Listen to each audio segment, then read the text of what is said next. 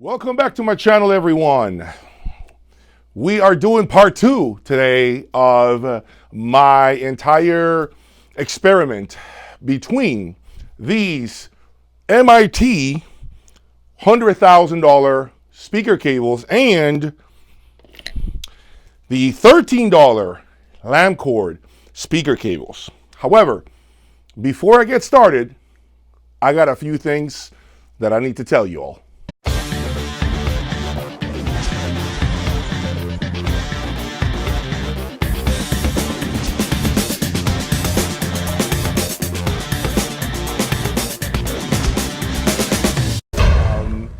I know this video has been a video that many of you wanted me to film and share with you my findings. The main reason why I'm making a video like this is because many of you out there are naysayers, people that are denying the positive impact of a good quality cable.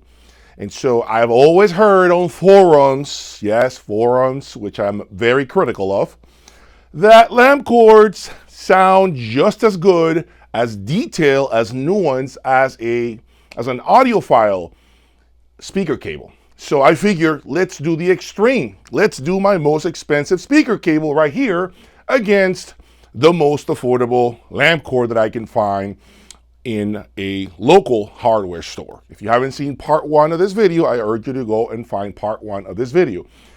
So that's the reason. That's the preface as to why I've wanted to do this. However, some of you have left very, very good comments. I thank you for that feedback about the fact that maybe it isn't as fair because I am using a 16 gauge lamp cord, and some of you are saying, Jay, this is not really a fair comparison. Look at the gauge, the thickness of these MIT cables, right? So I went out there, I heard you all, I read your comments, and I ended up buying true speaker cable. So here you have it, okay? 12 gauge speaker cable, oxygen-free copper. This is more money. This is approximately $27. Okay, so it's twice the asking price of regular lamp cord, but I figure this is gonna make you a lot happier to have a 12 gauge actual speaker, oxygen-free copper speaker cable. So we're gonna do it right, okay? We're gonna plug this into my $250,000 Sonos Faber SE17s and have fun with it. As far as having fun, I know some of you are going to be critical of me because you're gonna say, well, it's clear you are going to have the placebo effect because you're the one connecting the cables into the speakers, so you're gonna know which is which. Very good point. I'm gonna keep an open mind though. I'm gonna keep an open, flexible mind and give you my take on these affordable speaker cables, okay, when compared to my crazy expensive MIT cables. One of the things that you guys need to know is I feel highly uncomfortable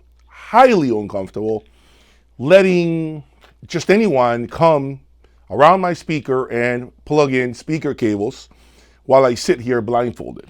I don't know, maybe I feel like something is gonna go wrong. A speaker is gonna blow up with one of these massive Griffin Apex monos.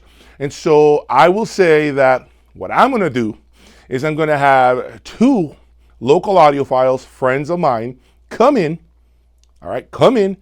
I'm gonna buy 2 blindfolds. We're gonna blindfold them. I am going to do the cable swaps while they're seated, and they're gonna have a pen and a paper, okay, where they're going to write what they like. Presentation 1, presentation 2, right? Without having to talk out loud so that the second listener is being influenced or biased by the first listener. All right, so that's what we're gonna do on a separate video, not this video. This is just me. This video is about me giving you my impressions. But part 3 of this video, again, I'm gonna have 2 real local audiophiles blindfolded completely with a pen and a paper, and they're going to write on a piece of paper which presentation they prefer. They're not gonna be able to see me change cables at all. Nothing. And you, the audience, will know what cable is which, because I'm going to have it on a piece of paper and show it to the camera as they're blindfolded. All right, so I'm going to make it real special without any sort of placebo, so that you can hear if two audiophiles actually select the same speaker cable or they have differences of opinion. All right, so don't worry, I got you. Just follow me and let's have fun with it. 12 gauge wire. So what I'm doing here, guys, is I actually made this approximately 6 feet, a little shorter than the MIT run, to see if it's true what they say, that shorter cables may sound better than longer cables, right? So let's continue here. All right, look, these are color coded. Now I can tell, which is positive and which is negative. So this is going to be really interesting. I'm actually excited to do this one with you, because now I have 12 gauge. And by the way, even 12 gauge is, it's not easy to cut it. So maybe I'm not prepared with the tools. Oxygen-free copper. Same length. So I feel pretty happy with both. So now it's time to connect it all. Let's go. So I'm going to do the Vanta series now. All right, this is for the lows. Just so you know, those of you are going to be really happy now, right, that I have a 12 gauge cable in here. So now you're going to hit that like button, subscribe. I'm doing what you all requested, so the least you could do is definitely give me some love by liking and subscribing to the channel. Now we're going to do the next one. Same thing. All right. So I feel happy. That's pretty snug. And yes, if you're wondering, Jay, are you going to put these cables on your lifters? Yes, I'm going to put the cables on the lifter, so you're not worried about that.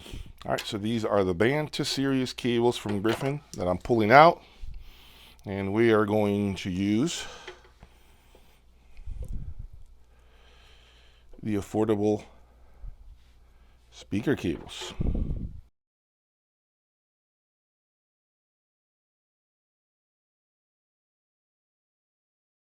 This amplifier is good to go. Let's turn on the amplifier.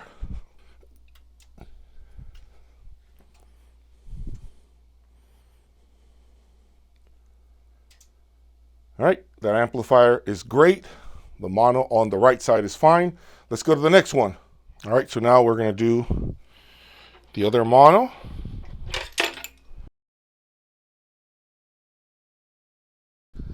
This one is good to go. Removing the Vanta, this is fine. And now we are going to the negative. Okay.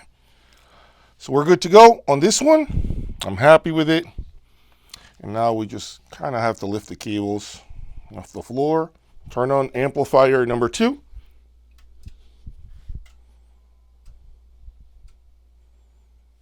Okay, so the cables are finally installed. I want to make sure I say a few things before I sit and listen to the music that I'm accustomed to listening to. Number one, the cables are literally fresh out of the spool. Okay, brand new. They haven't had a chance to settle into the system. Okay, no current of any kind has passed through them. I am a believer in a settling period. I believe any component needs a little bit of time to really perform at its best.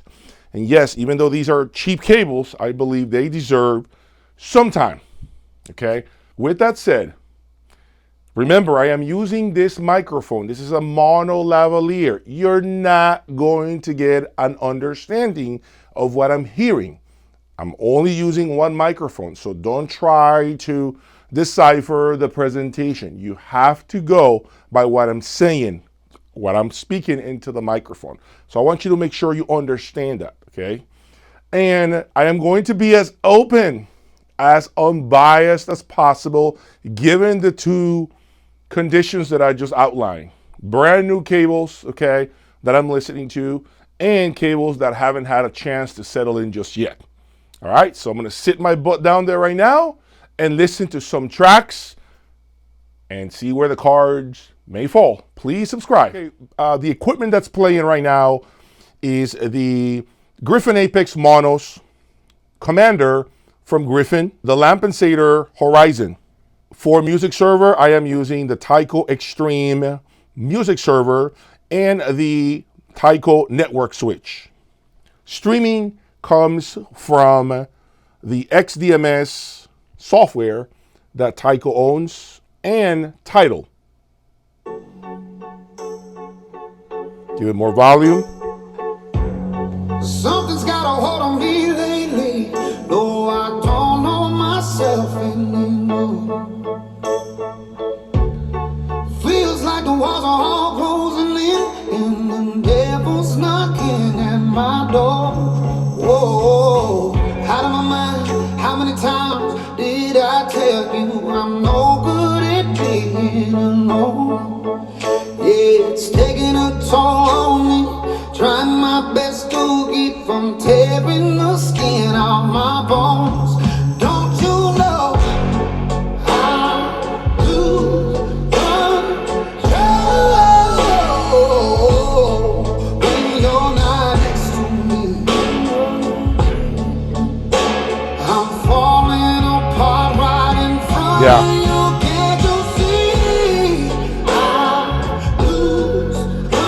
First thing I gotta say is this system sounds so amazing. The collection of components here are really at a top level that it's hard to say this system sounds poor. So I'm gonna do the best I can to give you my initial impressions through the first 40 seconds. First thing I can detect is a little bit of abrasiveness on the top end.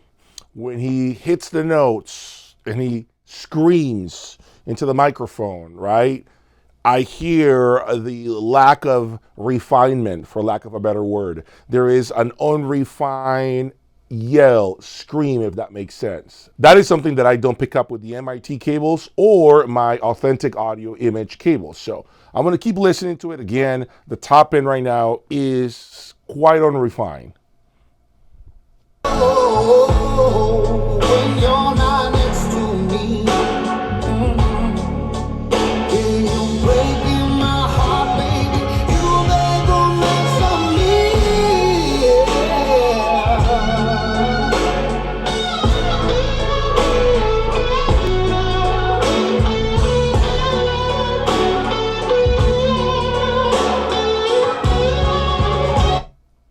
Here's another thing. Imaging. It feels as if the imaging is not pinpoint. I don't feel a separation of the instruments at all. It feels very scrambled. I can't really pick up on shifts from left to right speaker as clear as I do with other high quality cables. It's basically a scramble presentation at this point. Okay, I'm gonna play another song, Tiny Dancer by Elton John, a song that I love dearly. Let's see what this song sounds like. Give it more volume.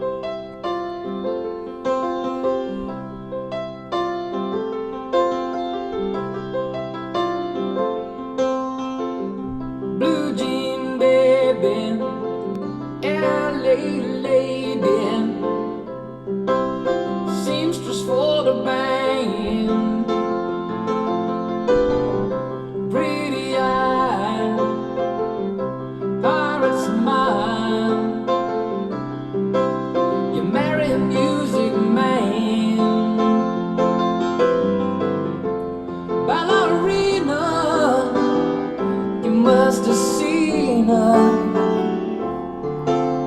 dancing in the sand.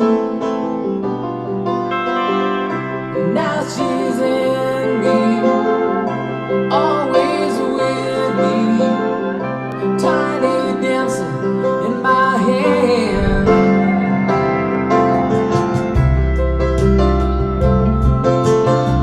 This particular song did a phenomenal job at showing me, highlighting the lack of instrument placement in the soundstage. it doesn't really draw in space where Elton John is, where his piano is, where the rest of his instruments lay.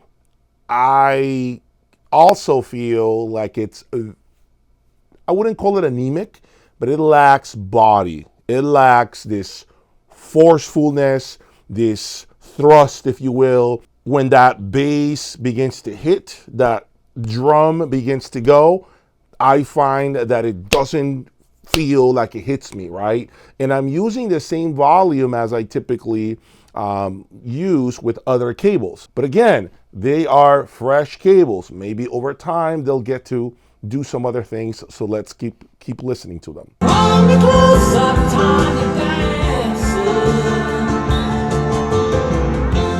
Count the headlights on the highway.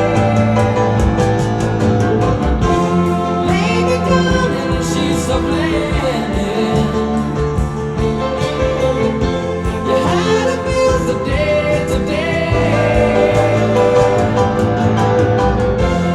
Hold me close, I'm tired of dancing. Count the headlights on the highway. Lay me down in the sheets of linen. You had to miss the day to day. See that song when he says today, when he goes for a few seconds really, really loud, I find that somewhat fatiguing. And the last thing that I'm hearing that I need to make sure I highlight is the lack of three-dimensionality. I don't find the voices of his other singers actually pop off the speakers and feel as if their mouths are coming out of the woofer like this. Typically, the mid-range driver with the other cables, I get a feel as if their lips are right there with the mid-ranges. Like if someone is doing this, I find that three-dimensionality traveling to me. The voice of these other singers, it walks to me. It's a real cool headphone-like effect.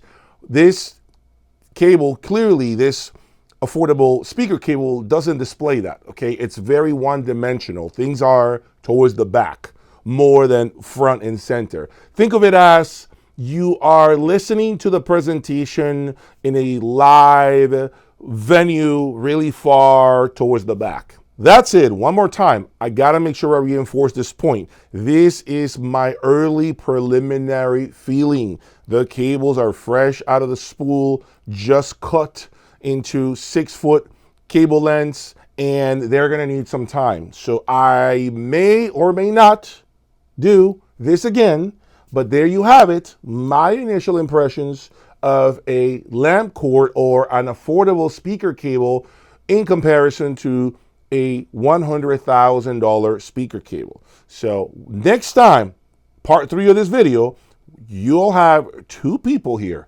blindfolded with a pen and a paper, and they're going to choose their songs that they know deeply, that they're very, very, very aware of, okay? And I'm going to play those with the 2 speaker cables, and you're going to be part of this entire experience because I'm going to document and film everything, okay? So if you're excited for that other part of this video, what do I need? You know what I need. I need your likes and subscribes. Please support the channel. I'm getting out there to do cool, fun content, okay, that nobody else is going to do. You're not going to find this madness on another YouTube channel. No one wants to do this. Only this mad guy here wants to really show you and explain to you what happens when you go with something extremely affordable as opposed to something a lot more expensive. And by the way, it doesn't even have to be the $100,000 MIT cables. The only reason why those cables are being part of this entire experiment is because, yeah, they're expensive. I'm not gonna lie. We're doing the extreme, so Here it is. So I'm using essentially a Toyota Corolla, and I'm choosing a Bugatti as a means to really draw attention to the channel. But I could have probably done this with another affordable speaker cable. Maybe my cable line, Authentic Audio Image, which MSRP for approximately $5,000. I probably could have done the same type of experiment. Okay, so remember that. This is the reason why I love bringing you, components that you're hardly ever going to see anywhere. And that is to give you feedback, give you input based on my ownership.